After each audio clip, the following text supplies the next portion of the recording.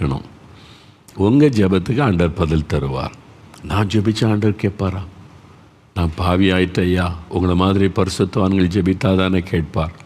யார் பரிசுத்தவான்கள் தெரியுமா? பைபிள் எழுதியிருக்கிறாரு, ரட்சிக்கப்பட்ட ஒவ்வொருவரும் பரிசுத்தவான்கள் தேவனுடைய பார்வையில். இயேசுவின் ரத்தத்தினால் கழுவப்பட்டுட்டீங்களா? ரட்சிப்பின் அனுபவம் பெற்றுட்டீங்களா? உங்களை பரிசுத்தவான்கள் என்று வேதம் குறிப்பிடுகிறாரு. அதனால் நீங்கள் ஆண்டவருக்கு ஒப்பு கொடுங்க.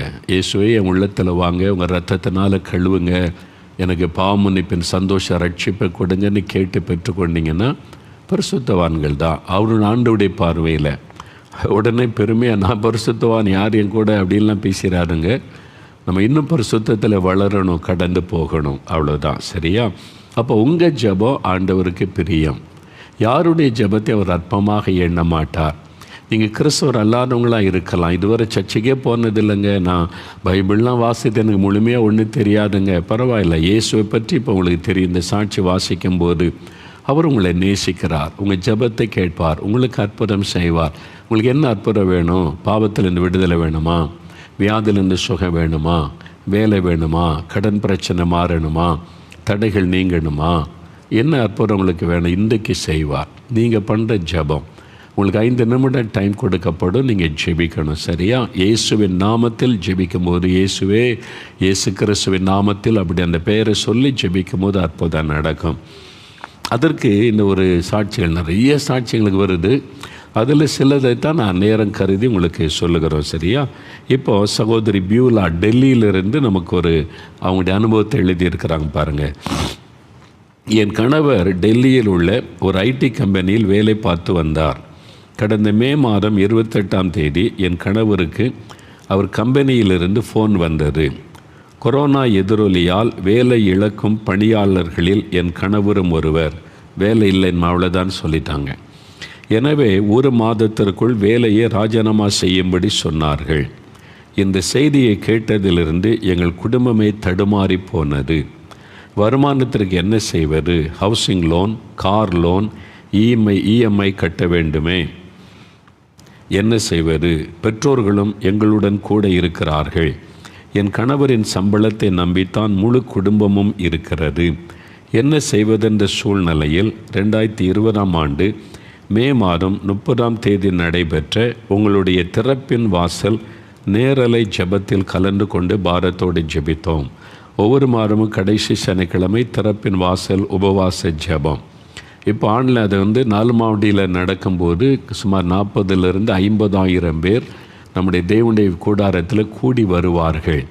ஆனால் இப்போ அது கூட முடியாதில்ல, ஆன்லைனில் இந்த ஜெபம் நடத்தப்படுகிறது. இப்போது நேரில் வந்தால் ஒரு 40,000-50,000 பேர் வருவாங்க.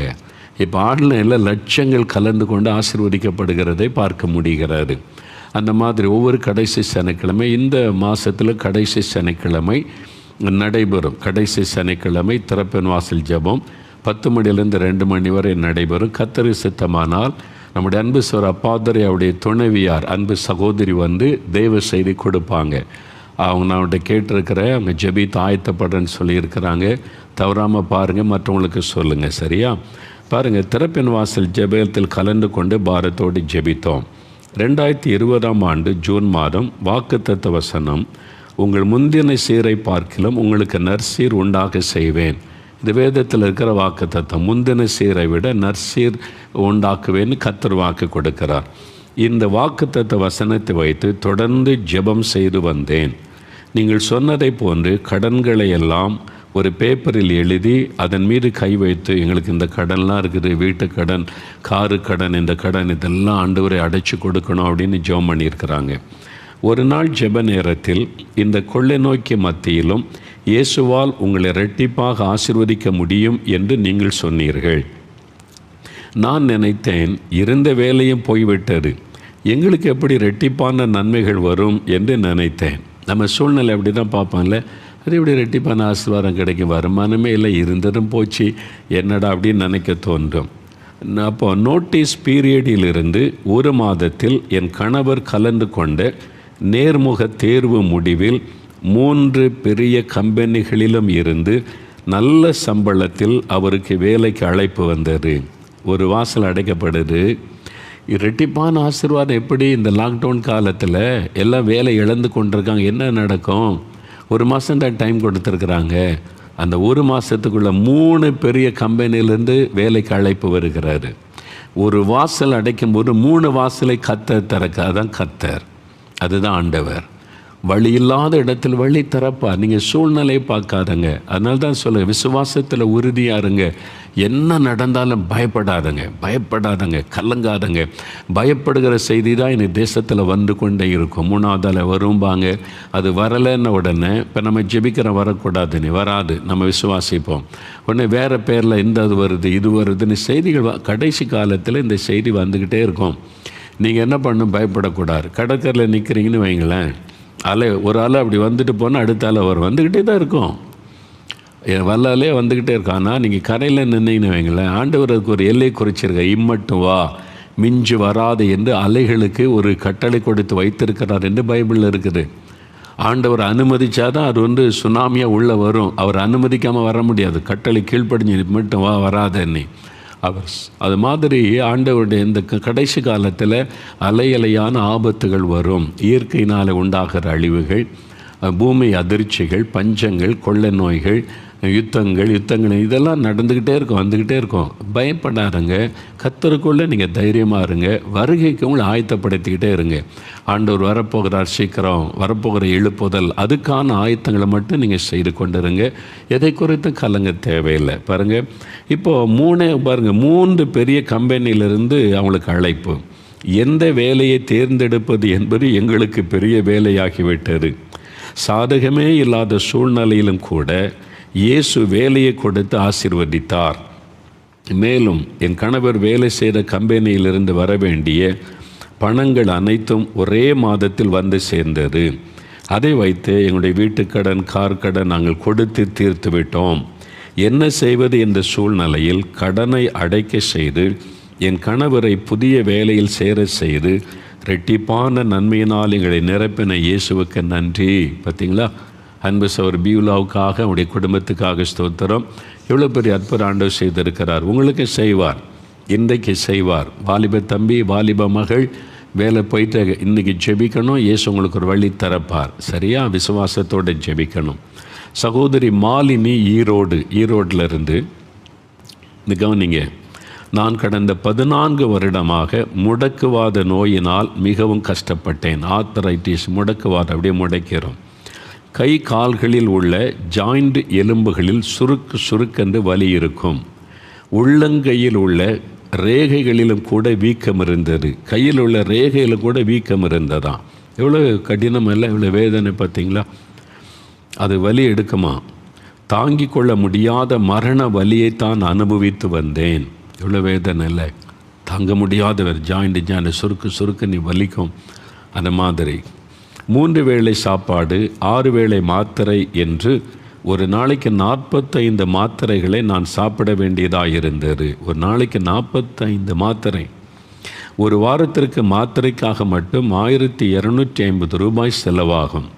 மாதத்துக்கு 5000 ரூபா மாத்திரைக்கு மட்டுமே. பார்த்தீங்களா? சாதாரண ஒரு குடும்பத்தில் எப்படி கஷ்டம் இல்லை? அதில் வேதனை. ஒரு டம்ளரை கூட என்னால் தூக்க முடியாது. டம்ளரை கூட கைனால் தூக்க முடியாது. நடக்கக்கூட முடியாது. எந்த வேலையும் செய்ய முடியாது. படுத்து தான் இருப்பேன். உங்களுடைய ஜெபிக்கலாமாங்க நிகழ்ச்சியை பார்த்து ஜெபிக்க ஆரம்பித்தேன். பார்த்தீங்களா? ஜெபிக்க ஆரம்பிச்சிட்டாலே மாற்றம்தான். இன்றைக்கி வாய் திறந்து இயேசுவை கூப்பிடணும், ஜெபிக்கணும், அவ்வளோதான். எனக்கு அற்புதம் நடந்தது என்று நீங்கள் வாசிக்கும் சாட்சிகளை கேட்கும்போது, அது எப்படி தேசத்துக்காக ஜெபிக்கும்போது நமக்கு அற்புதம் நடக்கும் என்று ஆச்சரியப்பட்டேன். கேள்விதானே? நமக்காக ஜெபித்தோம், ஆண்டவர் அற்புதம் செய்தார்னா பரவாயில்ல.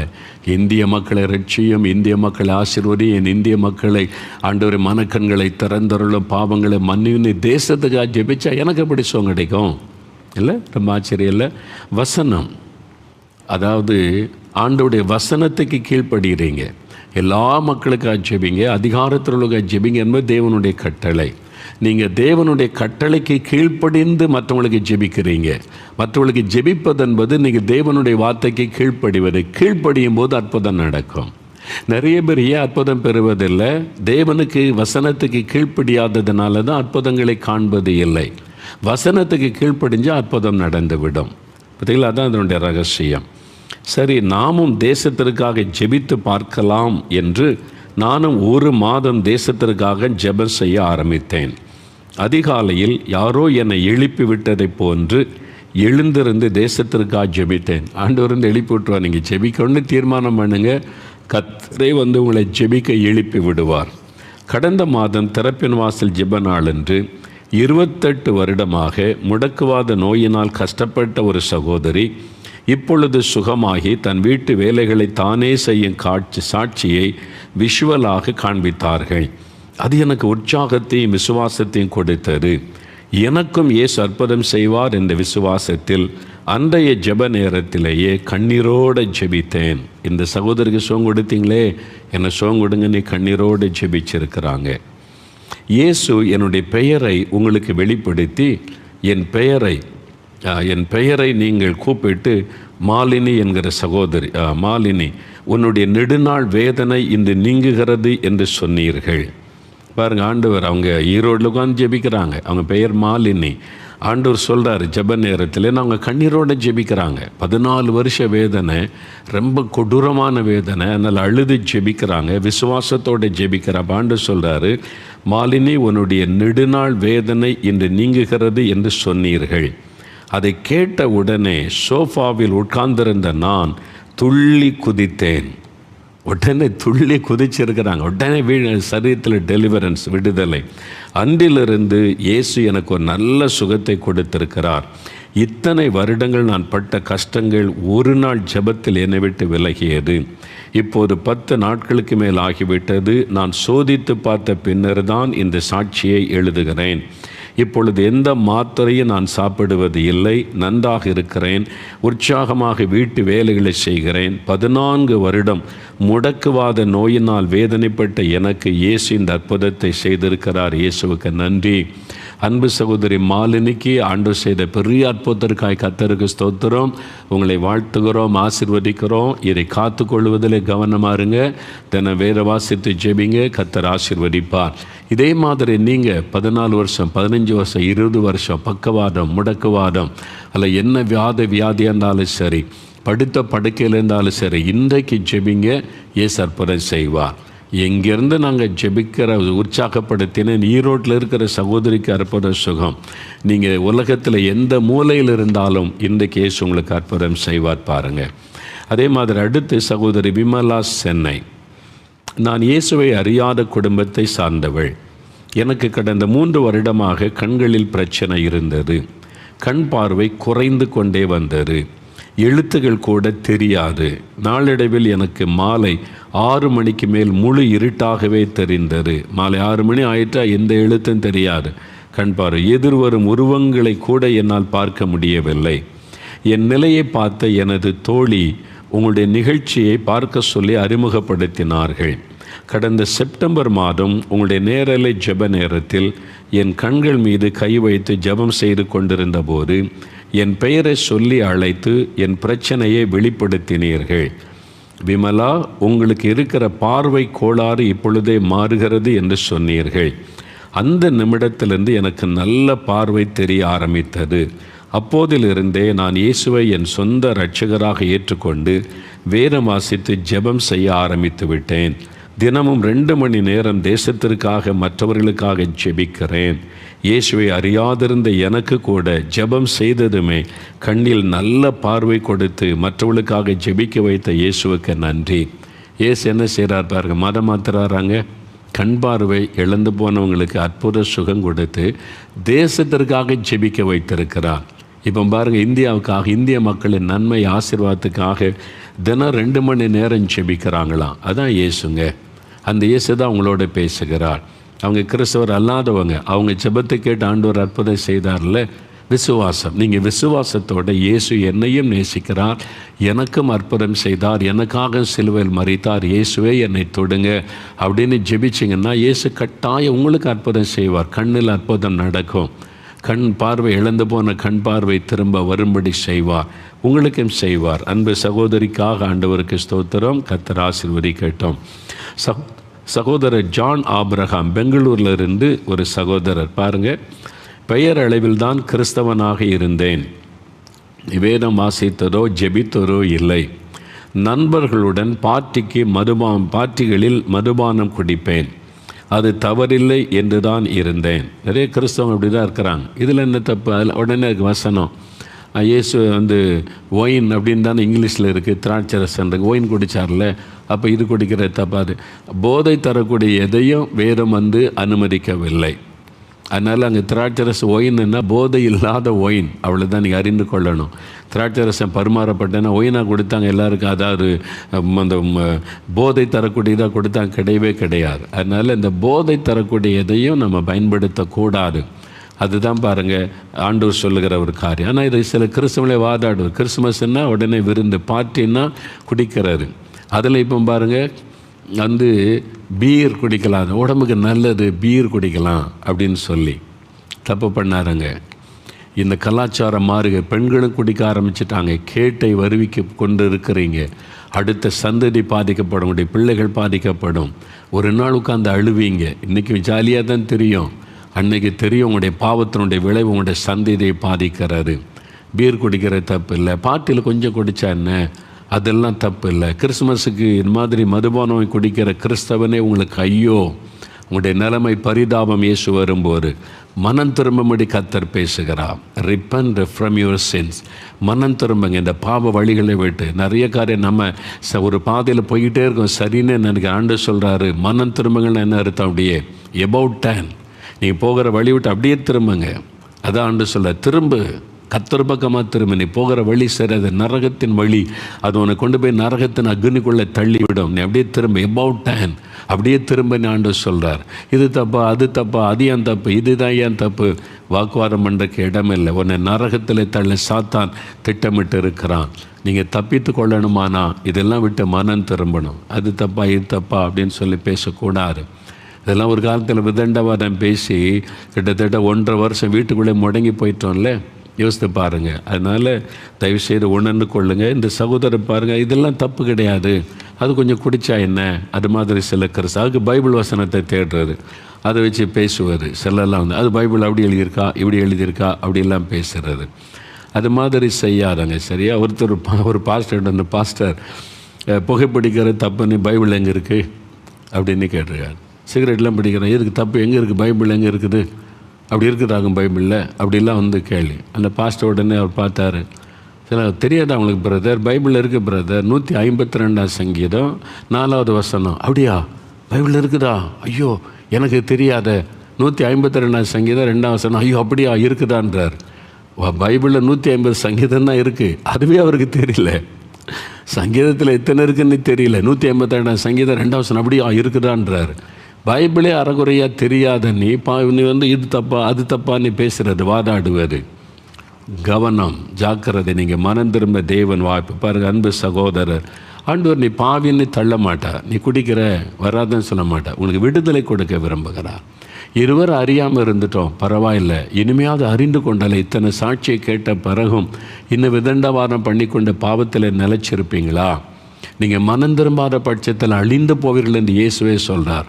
அதனால் இந்த நாட்களில் மனம் திரும்பணும், உங்களுடைய பாவ வழிகளை விட்டு மனம் திரும்பணும்னு சொல்கிறார். 9 வருடங்களாக இரவு நேர பணியில் தான் இருந்தேன், நைட் டியூட்டி. இப்போ 9 வருஷமாக நிறைய இன்றைக்கி நிறைய வேலை ராத்திரி, பெண் பிள்ளைகள் கூட எல்லா நாளும் ராத்திரி வேலை. வாரத்துக்கு ஒரு மாறி வந்தால் கூட பரவாயில்ல, ஒரு வாரம் நைட்டு, ஒரு நாள் பகலில் வந்தால் கூட பரவாயில்ல. 9 வருஷமாக வெறும் நைட் டியூட்டி பாருங்கள். சரியான தூக்கம் இல்லாததால் கோபம் வரும். என் கோபத்தினால் என் மனைவியை கூட அடித்திருக்கிறேன். என் கோபத்தினாலேயே நல்ல நண்பர்களையும் இழந்திருக்கிறேன். அதனால் பகல் நேர வேலைக்காக கடந்த 3 வருடமாக முயற்சித்தேன், எதுவுமே எனக்கு வாய்க்கவில்லை. ஒரு நிம்மதி, சந்தோஷம் எதுவும் இல்லாமலேயே என் நாட்கள் கழிந்து வந்தது. இந்த சூழ்நிலையில்தான் உங்களுடைய ஜெபிக்கலாமாங்க நிகழ்ச்சியை பார்த்து கிறிஸ்தவனாக இருந்து வேதம் வாசிக்காமல் ஜெபம் செய்யாமல் இருந்த காரியங்களை மன்னிப்பு கேட்டு என் பாவங்களையெல்லாம் ஒப்பு கொடுத்து ஜெபம் செய்ய ஆரம்பித்தேன். இதான் மனம் திரும்புதல். பாவத்தை நான் போகிற வழி சரின்னு நினைத்து கொண்டிருந்ததை தப்பு பண்ணிட்டேன், ஆண்டவரே நான் குடிக்க இடம் கொடுத்துட்டேன், நான் பைபிள் வாசிக்கலை, ஜெபிக்கலை, நான் பாவம் சேர்த்துட்டேன். மனம் திரும்பி பாவங்களை அறிக்கையிட்டு ஜெபிக்க ஆரம்பித்தேன். ஆனால் கவனிங்க, பாவத்தை அறிக்கை செய்து ஜெபிக்கணும். யார்கிட்ட அறிக்கை செய்யணும்? நல்லா கவனிங்க, நீங்கள் ஊழியக்காரங்கிட்ட பாவத்தை அறிக்கை செய்து பாவ மன்னிப்பை பெற முடியாது. மோகன்லால் சிறந்து பாவ அறிக்கை செய்தால் பாவம் மன்னிக்கப்படப்படாது. எந்த மத தலைவர்களும் பாவத்தை மன்னிக்க முடியாது. முதல்ல நல்லா அறிந்து கொள்ளுங்க. வேத வசனத்தை தெளிவாக அறிந்து பாவத்தை மன்னிக்க அதிகாரம் பெற்ற ஒரே ஒருவர் இயேசு கிறிஸ்து மாத்திரம்தான். வேறு யாரும் உங்களுடைய பாவத்தை மன்னிக்க முடியாது. எந்த மத தலைவரும் மன்னிக்க முடியாது. எந்த மதத்தை சார்ந்த தலைவர்களும் சரி மன்னிக்க முடியாது. போதகர்களும் மன்னிக்க முடியாது. மோகன்லாஸும் ஒரு ஆளுடைய பாவத்தை மன்னிக்க முடியாது. அந்த அதிகாரம் இயேசுவுக்கு மட்டும்தான் உண்டு. அவர்கிட்ட தான் உங்களுடைய பாவத்தை அறிக்கை செய்யணும். நீங்கள் மனுஷங்கிட்ட போய் பாவத்தை அறிக்கை செய்து பிரயோஜனம் இல்லை. தேவன் அந்த இயேசுவிடத்தில் அறிக்கை செய்யணும். எப்படி சொல்கிறீங்கன்னா, நீங்கள் யார்கிட்ட பாவத்தை அறிக்கை செய்கிறீங்களோ அவர் உங்கள் பாவத்துக்காக என்ன செய்தார் சொல்லுங்கள். உங்கள் பாவத்துக்காக ஏதோ ஒன்று செய்தவர் தான் பாவத்தை மன்னிக்க முடியும். நீங்கள் ஒருத்தரை நம்பி அவர்கிட்ட போய் பாவ அறிக்கை செய்தால் மன்னிச்சிருவார்னு நினைக்கிறீங்களே, உங்கள் பாவத்துக்காக அவர் என்ன செய்தார் சொல்ல? உங்களுக்காக மரிச்சாரா? ரத்த சிந்தினாரா? மரித்து உயிரோடு எழும்பினாரா? பிறகு எப்படி மன்னிக்க முடியும்? உங்கள் பாவத்துக்கு மறிக்காத ஒரு தெய்வம் உடைய பாவத்தை மன்னிக்க முடியாது. ரத்தம் சிந்ததில் இல்லாமல் பாவம் மன்னிப்பு உண்டாகாது என்று பைபிள் எழுதப்பட்டிருக்கிறது. எல்லா வேதங்களும் அதை ஒத்துக்கொள்ளுகிறது என்று சொல்லப்படுகிறது. நல்லா அறிந்து கொள்ள, ரத்தம் சிந்ததில் இல்லாமல் பாவம் மன்னிப்பு உண்டாகாது. அப்போது எந்த கடவுள் மனிதனுக்காக ரத்தம் சிந்தி மறித்து உயிரோடு எழும்பி இருக்கணும், உயிரோடு இருக்கணும் இன்றைக்கு, அவர் பாவத்துக்காக ரத்தம் சிந்தி உயிர் தெழுந்தவர் தான் உடைய பாவத்தை மன்னிக்க முடியும். அப்போ நீங்கள் யோசிச்சு பாருங்கள், எந்த ஊழியக்காரர் உங்களுக்காக மறிச்சிருக்கிறாரா? உன் பாவத்தை நான் மன்னிக்க முடியும் என்கிட்ட வந்து அறிக்கையிடுன்னா எனக்காக நீங்கள் செத்து எழும்புனீங்கனாலும் கேளுங்க. இதான் வேதம் சொல்லுகிற சத்தியம். நீங்கள் ஏமாந்து போயிடாதங்க. நான் பாவத்தை அறிக்கை செய்த ஆண்டவரேன்னு கேட்டால் ஆண்டவர் வருகை நாளில் கைவிடப்பட்டுருவீங்க. ஆனால் அப்படி சொன்னால் நான் உனக்கு பாவத்தை மன்னிக்க அதிகாரம் பெற்ற ஒரே ஒருவர் இயேசு மாத்திரம் தானே. அவர்கிட்ட மட்டும்தான் நீங்கள் பாவரிக்கை செய்ய முடியும். ஏன்னா உங்கள் பாவத்தை சிலுவையில் சுமந்தவர் அவர். உங்களுக்காக ரத்தம் சிந்தியனவர் அவர். இயேசு கிறிஸ்துவின் ரத்தம் சகல பாவங்களை நீக்க நம்மை சுத்திகரிக்கும். வேறு ஏதாவது வழி இருக்குதா? பைபிளில் சொல்லியிருக்குதா பாவம் சுத்திகரிக்கப்பட? ஏமாந்து போயிடாதங்க. பாரம்பரியம் இது எங்களுடைய வழக்கம், இது 1000 வருஷ பழக்கம், எத்தனை வருஷ பழக்கமும் உங்களுடைய நரகத்துக்குள்ளே கொண்டு போய்விடும். ஏமாந்து போயிடாதங்க. கடைசி காலம். இந்த நாளிலாவது சரியான சத்தியத்தை அறிந்து கொண்டு சரியான ஆண்டவரிடத்தில் வந்து பாவரிக்கை செய்து விடுதலை பெற்றுக்கொள்ளுங்க. இந்த சகோதரர் பாருங்கள், தன் பாவங்களை இயேசுவினிடத்தில் அறிக்கை செய்து ஜெபித்தார். பார்த்தீங்களா? ஜெபம் செய்ய ஆரம்பித்ததுமே வீட்டில் எனக்கு ஒரு சந்தோஷ நிம்மதி. பாவத்தை அறிக்கை செய்து ஜெபித்த உடனே முதல்ல சமாதான நிம்மதி. 3 வருடம் தேடி கிடைக்காத வேலை கடந்த ஜூன் மாதம் ஒரு பெரிய கம்பெனியில் பகல் வேலை எனக்கு கிடைத்துள்ளது. பார்த்தீங்களா? பாவத்தோட மனம் திரும்பின உடனே அவர் விரும்பின மாதிரி வேலைக்கு ஆண்டவர் வழி திறந்துட்டார். நீங்கள் பாவத்தோட மனம் திரும்புங்க, உங்களுக்கு வழி திறக்கப்படும், தடைகள் மாறும், ஆசீர்வாதம் உண்டாகும், நன்மைகள் நடக்கும். பாவ வழிகளை விட்டு மனம் திரும்பணும், இயேசுவிடத்தில் ஒப்பு கொடுக்கணும். அவர் தான் உடைய பாவத்தை மன்னி. இந்த உலகத்தில் பாவத்தை மன்னிக்க அதிகாரம் பெற்ற ஒரே ஒருவர் இயேசு மாத்திரம்தான். சாத்தான் தந்திரமாக பல காரியத்தை சொல்லுவான். என் பாவம் மன்னிக்கப்பட்ட, இதை செய்தால் போதும், அதை செய்தால் போதும், இப்படி செய்தால் போதும், இந்த பரிகாரம். பைபிள் தெளிவாக சொல்லுது, கர்த்தர் தான் பரிகாரி. யாத்திராகமம் 15:26 வாசிக்கிறோம்.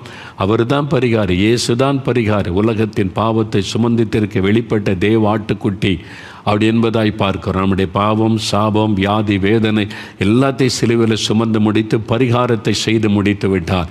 அவர் தான் பாவத்துக்கு பரிகாரி, சாபத்துக்கு பரிகாரி, எல்லாத்துக்குமே பரிகாரி இயேசு மட்டும்தான். அதை நீங்கள் விசுவாசித்து இயேசுவே என்னை மன்னிச்சிருங்கன்னு பாருங்கள், மாற்றத்தை காண்பீங்க. உங்களுடைய உள்ளத்தில் சமாதானம் வரும். அதுக்கு அர்த்தம் பழைய பாவங்கள் எல்லாம் மன்னிக்கப்பட்டு உள்ளத்தில் தெய்வ சமாதானம், பாரம் விலகிறோம். அப்போ அதன் பிறகு உங்களை பரிசுத்த பாதையிலே அவர் நடத்துவார். அதுதான் இயேசு கிறிஸ்து. பாருங்கள், இந்த சகோதரருக்கு உடனே வேலையும் கிடைத்து விட்டது. சந்தோஷமாக இப்போ அவர் சொல்கிறார், குடும்ப ஜெபம் செய்கிறோம், சந்தோஷமாய் சமாதானமாய் இருக்கிறோம். இயேசு என் பாவத்திலிருந்து என்னை மீட்டெடுத்து எனக்கு சந்தோஷத்தை சமாதானத்தை தந்திருக்கிறார். அன்பு சகோதரருக்காக தேவனுக்கு நன்றி. உங்கள் பெயர் ஜீவபுஸ்தகத்தில் எழுதப்பட்டு இருக்கிறது. நீங்கள் மனம் திரும்பி ரட்சிக்கப்பட்டதுனால உள்ளத்தில் சமாதானம் மாத்திரமல்ல, பரலோகத்தினுடைய பெயர் எழுதப்பட்டு இருக்கிறது. நீங்கள் இயேசு வரும்போது பரலோகத்தில் இயேசுவோடு இருப்பீங்க. எவ்வளோ பெரிய பாக்கியம் இல்லை! இந்த சந்தோஷம் வேறு எங்கே கிடைக்கும்? இயேசு தான் தர முடியும். நீங்கள் இந்த இயேசுவை தொடர்ந்து அவர்கள் நிலைச்சிருக்கணும். தினம் வேறு வாசித்து ஜெபிங்க, கர்த்தர் ஆசீர்வதிப்பார். சரியா? இன்னொரு சகோதரர் பாருங்க, நான் 2008ஆம் ஆண்டு இயேசுவை சொந்த இரட்சகராக ஏற்றுக்கொண்டு இயேசுவோடு கூட நல்ல ஐக்கியத்தில் இருந்து வந்தேன். என் ஊரில் எனக்கு இருந்த 20 லட்சம் ரூபாய் கடனுக்காக வெளிநாடு சென்று வேலைக்காக போனேன். வெளிநாட்டிலும் நன்றாக சம்பாதித்து என் கடன்களை எல்லாம் அடைத்து தீர்க்க தேவன் எனக்கு உதவி செய்தார். பரிசுத்தாவின் அபிஷேகத்தை பெற்று நன்றாக ஜெபித்து வந்த நான், இப்போ தான் பாருங்க கவனிங்க, பரிசுத்தாவின் அபிஷேகம் பெற்று நல்ல ஜெபித்த சகோதரர் ஆண்டவர் வேலை கொடுத்தார், கடனெல்லாம் அடைக்க உதவி செய்தார். 2017ஆம் ஆண்டு என்னை மீறி துணிகரமாக ஒரு பாவத்தை செய்துவிட்டேன். வெளியே சொல்லவே வெட்கப்படுகிற பாவம் அது. நான் செய்த பாவம் என்னை இயேசுவை விட்டு பிரித்தது. பாவத்தினுடைய வல்லம் அதுதான். உங்கள் சமாதானத்தை கெடுத்துரும். ஏன் தெரியுமா? உங்களுக்கும் ஆண்டவருக்குள்ள தொடர்பு அற்று போய்விடும். ஆண்டவருக்கு உங்களுக்கு நடுவாக பாவம் வந்துவிடும். அதனால் அந்த சமாதான இழப்பு வந்துவிடும். இயேசுவை விட்டு பிரித்தது. என் குற்ற மனசாட்சி என்னை உறுத்தி கொண்டே இருந்தது. குற்ற மனசாட்சி, நமக்குள்ள மனசாட்சி, அதுதான் தேவன் ஒவ்வொரு மனிதனுக்குள்ளும் வைத்திருக்கிற நீதிபதி. ஒவ்வொரு மனிதனுக்குள்ளே இருக்கு. இது பாவம் இல்லைன்னு அவங்களுக்கு தெரியும். பாவம் செய்த உடனே மனசாட்சி வாதிக்கும். லஞ்சம் வாங்கினா மனசாட்சி வாதிக்கும். மதுபானம் குடிச்சிட்டு வீட்டுக்கு வந்தால் மனசாட்சி வாதிக்கும். தப்பு பண்ணிட்டா மனசாட்சி வாதிக்கும். ஒவ்வொரு மனிதனுக்குள்ளும் தேவன் ஒரு நீதிபதியை வைத்திருக்கிறார். அது மனசாட்சி அது உறுத்தி கொண்டே இருந்தது. எவ்வளோ முயற்சி செய்தும் கூட என்னால் பழைய மாதிரி ஜெபிக்க முடியவில்லை. இயேசுவோடு கூடிய பழைய ஐக்கியம் எனக்கு இல்லாமல் போனது. ஆண்டவர் விட்டு பிரிந்து போகிற நிலைமை. ஊரடங்கு காலத்தில் சொந்த ஊருக்கு திரும்பி வந்துவிட்டேன். 1.5 வருடங்களாக ஊரில் உங்களுடைய ஜெப நிகழ்ச்சியை பார்த்து ஜெபித்தாலும் கூட பாவ மன்னிப்பு நிச்சயம் எனக்கு கிடைக்கவில்லை. தாவீது பாவத்தில் விழுந்தபோது சமாதானத்தை இழந்துட்டார். அதை ரட்சணித்தின் சந்தோஷத்தை திரும்ப எனக்கு தாரும் என் 51ஆம் சங்கீதத்தில் ஜெபி. ரட்சிப்பின் சந்தோஷம் போய்விடும். அதனால் பின்மாற்றம் என்று ஒன்று உண்டு என்று வேதம் சொல்லுகிறார். ஒருவன் பின்வாங்கி போனால் அவன் மேலே நான் பிரியமாக இருக்க மாட்டேன். அப்போ பின்மாற்றம் என்று ஒன்று இருக்கிறது என்பதை மறந்துடக்கூடாது. இவர் பின்வாங்கி போயிட்டார். ஒரு முறை ரட்சிக்கப்பட்டால் எப்படி இருக்கலாம்? இந்த கள்ள உபதேசத்துக்கு செவி கொடுக்காதங்க, நீங்கள் ஏமாற்றப்பட்டு போயிடுவீங்க. எப்படி இருக்கலாம் என்பது கிறிஸ்தவ வாழ்க்கை கிடையாது. ரட்சிக்கப்பட்டவங்க இப்படி தான் வாழணும்னு பைபிள் ஆண்டவர் எழுதி கொடுத்திருக்கிறார். நான் உலகத்தான் அல்லாததை போல நீங்கள் உலகத்தார் அல்ல. அதிலிருந்து பிரித்து எடுக்கப்பட்டவங்க. நம்ம வித்தியாசமானவர்கள் என்று வேதம் சொல்லுகிறது. இப்படி தான் வாழணும்னு எழுதி கொடுத்திருக்கிறார். அப்படி கீழ்ப்படிந்து வாழாவிட்டால் பின்மாற்றத்தில் போயிடுவீங்க. அதனால் அந்த ரட்சிப்பின் சந்தோஷத்தை இழந்துருவீங்க. அது உங்களை நரகத்துக்குள்ளே ஜீவபுஸ்தகத்தில் பெயர் கிறுக்கப்பட்டு விடும். அவ்வளோதான். அதனால் ஒரே தரம் ரட்சிக்கப்பட்ட எல்லாம் முடிஞ்சுட்டு நீ எப்படி இருக்கலாம்னு வாழக்கூடாது. பயபக்தியோடு ரட்சிப்பு நிறைவேற பிரயாசப்படுங்கள் என்று வேதம் சொல்லுகிறது. கவனம். சரி, இப்போது அவர் சொல்கிறார், குடும்ப ஜெபம் செய்தாலும் பெயரளவில் தான் இருந்ததை தவிர எனக்கும் இயேசுக்குமான ஐக்கியம் கிடைக்கவில்லை. 4 வருடமாக இதயத்துக்குள்ளே தினமும் அழுது கொண்டே இருந்தேன். அதனால தான் நம்ம பின்வாங்கி போகாமல் கவனமாக இருக்கணும். 4 வருஷ பிரச்சனை.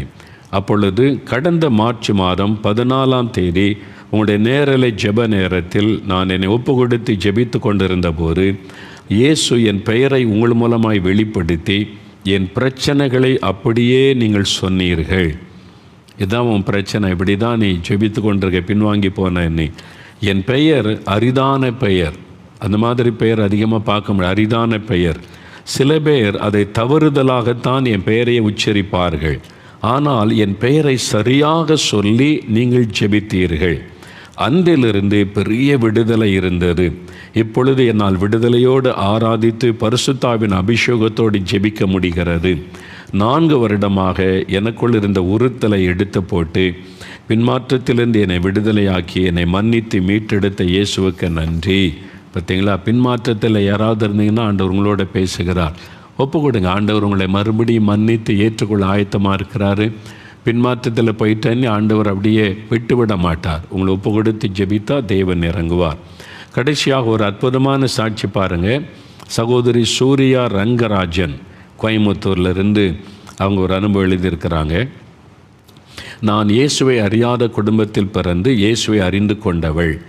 என் மகள் பிறக்கும்போதே கால் எலும்புகளில் சரியான வளர்ச்சி இல்லாததினால் நடக்க வேண்டிய பருவத்தில் நடக்க முடியாமல் போனது. முட்டு போட்டுதான் கைகளை ஊன்றி கொண்டு தவழுகிற மாதிரி தான் அவள் ஒரு இடத்திலிருந்து இன்னொரு இடத்திற்கு செல்லுவாள். கை கால் மூட்டுகளிலும் புண்கள் ஏற்பட்டு பார்க்கவே பரிதாபமாக இருக்கும். பள்ளிக்கு கூட தூக்கி கொண்டு போய் தான் விட்டு விட்டு வருவோம். நடக்க முடியாதவர்கள் போடுகிற ஷூவை காலில் மாட்டி நடக்க பழக்கி இருந்தோம். நடக்கவே முடியாமல் போய்விடுமோ என்றும் மற்றவர்கள் மாதிரி தான் இல்லையே என்பதில் மனதளவில் மிகவும் பாதிக்கப்பட்டிருந்தாள். அந்த சின்ன பிள்ளை பாருங்கள், அந்த பிள்ளை அப்படியே நடக்க முடியாது, அதை போட்டிருக்கோம். 4 காலை தவழ்கிற மாதிரி தான் நடப்பாள். என் கணவரும் குடிப்பழத்திற்கு அடிமையாக இருந்தார்கள்.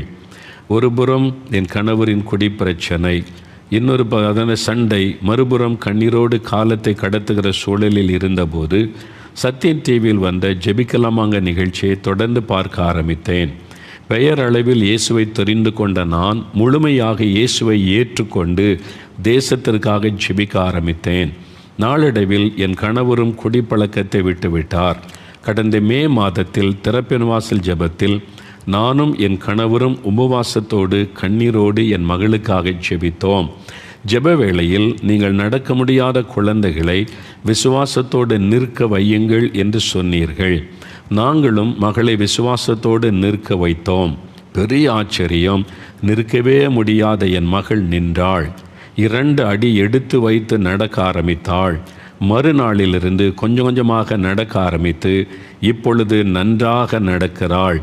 தேசத்திற்காக ஜெபிக்க ஆரம்பித்ததுமே என் கணவரை ரட்சித்து 8 வருடமாக முடங்கி கிடந்த என் மகளை நடக்கச் செய்த இயேசுவுக்கு நன்றி.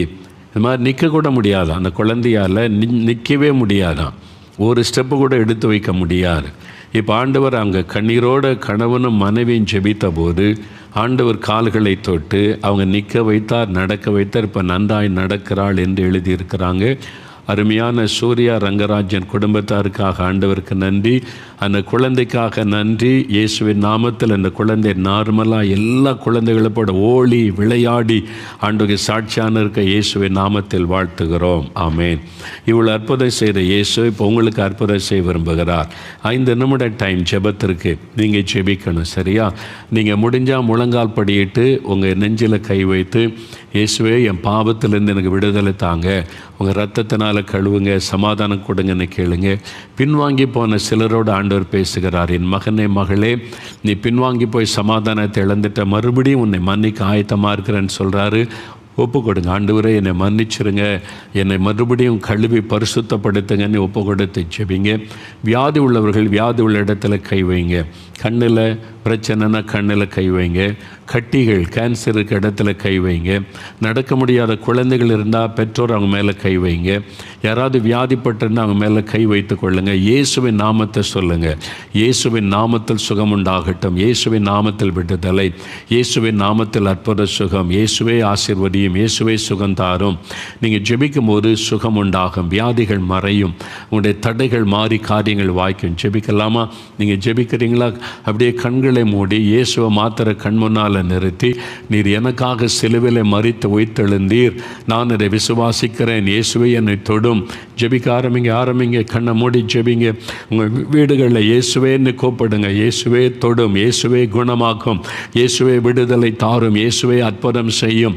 இயேசு கிறிஸ்துவின் நாமத்தில் வியாதிகள் மாறட்டும், இயேசு கிறிஸ்துவின் நாமத்தில் விடுதலை உண்டாகட்டும், இயேசு கிறிஸ்துவின் நாமத்தில் என் குழந்தைக்கு அற்புதம் நடக்கட்டும். அந்த குழந்தை நடக்க வைத்தீங்களே, என் குழந்தை நடக்க வைங்க, இயேசுவின் நாமத்தில் சுகம் உண்டாகட்டும். சொல்லுங்க. அந்த சகோதரனுக்கு வேலைக்கு வழி திறந்தீங்களே, எனக்கு ஒரு வேலைக்கு வழி தரங்க. அவங்கள இந்த பாவத்தில் விடுதலையாக்கினீங்களே, என்னை விடுதலையாக்குங்க. இயேசுவின் நாமத்தில் எனக்கு விடுதலை, இயேசுவின் நாமத்தில் சுகம். சொல்லுங்க, இயேசுவின் நாமத்தை சொல்லுங்க. யார் யார் இயேசுவின் நாமத்தை சொல்லுகிறீர்களோ உங்கள் மேலே ஒரு வல்லமை இறங்குகிறது. இயேசுடைய சுகமளிக்கிற வல்லமை, விடுதலை அளிக்கிற வல்லமை இறங்குகிறது. இப்பொழுதே கட்டுகள் தெரிபடுகிறது. பிசாசு கொண்டு வருகிற பயங்கள், குழப்பங்கள், மன அழுத்தங்கள் இயேசுவின் நாமத்தில் மாறுகிறது. விடுதலை பெற்றுக்கொள்ளுகிறீர்கள். உங்கள் கண்ணுக்குள் ஆண்டவருடைய வல்லமை இறங்குகிறது. தெளிவான பார்வை வருகிறது. உங்கள் காதுக்குள் ஆண்டவருடைய வல்லமை இறங்குகிறது. செவிட்டு காதுகள் திறக்கப்படுகிறது.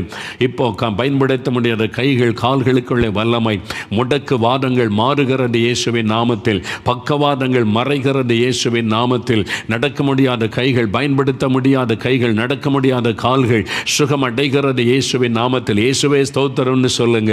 இயேசுவே வேலைக்கு வழி திறக்கப்படுவதாக. இயேசுவே தடைகள் மாறட்டும். இயேசுவே கற்பத்தின் கனி ஆசீர்வாதம் உண்டாகட்டும். கடன் பிரச்சனை மாறட்டும். நீங்கள் ஜெபிக்க அற்புதம் இயேசுவின் நாமத்தில் அற்புதம் நடக்கிறது. இயேசுவின் நாமத்தில் விடுதலை. இயேசுவே ஸ்தோத்திரம் சொல்லுங்க. அப்படியே இயேசுவே ஸ்தோத்திரம். என் ஜெபத்தை கேட்டதற்காய் ஸ்தோத்திரம். என்னை சுகமாக்கினதற்காய் ஸ்தோத்திரம். எனக்கு விடுதலை தந்துவிட்டதற்காய் ஸ்தோத்திரம். மனதார் ஆண்டவரை துதிங்க. வாய் திறந்து சொல்லுங்க, இயேசுவே உமக்கு ஸ்தோத்திரம். Thank you Jesus. என்னை தொட்டு விட்டீர், குணமாக்கி விட்டீர், நன்றி. நடக்க முடியாதவங்க எழும்பி நடங்க. குழந்தையை கையை பிடிச்சு நடத்துங்க. விடுதலை. கைகளை பயன்படுத்த முடியாதவங்க உயர்த்துங்க இயேசுவின் நாமத்தில். அந்த எலும்புகளில் சுகம். எழும்பி நடங்க சகோதரி. ஆண்டவர் உங்களை தொட்டு விட்டார். கால்களுக்குள் அற்புத வல்லமை இறங்கிவிட்டது. விடுதலை. இயேசுவுக்கு நன்றி சொல்லுங்க. பக்கவாத நோய் மறைந்து விட்டது. ஒரு கை ஒரு கால் பாதிக்கப்பட்டு பயன்படுத்த முடியாமல் இருக்கிற சகோதரனை ஆண்டவருடைய வல்லமை தொட்டு விட்டது. விசுவாசிங்க. இனி இயேசுவுக்காக நடப்பேன், இயேசுவை மகிமைப்படுத்துவேன் சொல்லி ஆண்டவரை துதிங்க. ஆண்டவருடைய வல்லமை தொடுகிறது. விடுதலை உண்டாகிறது. அற்புதங்கள் நடக்கிறது. இயேசுவே உமக்கு ஸ்தோத்திரம், ஸ்தோத்திரம். ஒவ்வொரு குடும்பத்தில் அற்புதம் நடக்கட்டும். ரட்சிப்பின் சந்தோஷம் உண்டாகட்டும். பாவ கட்டுகள் அறுக்கப்படட்டும். எல்லா மதுபானங்கள், பிசாசின் கிரியைகள் முற்றிலும் ஒளியேட்டும். சமாதான சந்தோஷம் வீட்டுக்குள்ளே வரட்டும். நீர் ஆசீர்வதித்ததற்காய் நன்றி. இயேசு கிறிஸ்துவின் நாமத்தில் ஜெபிக்கிறோம் பிதாவே. ஆமேன்.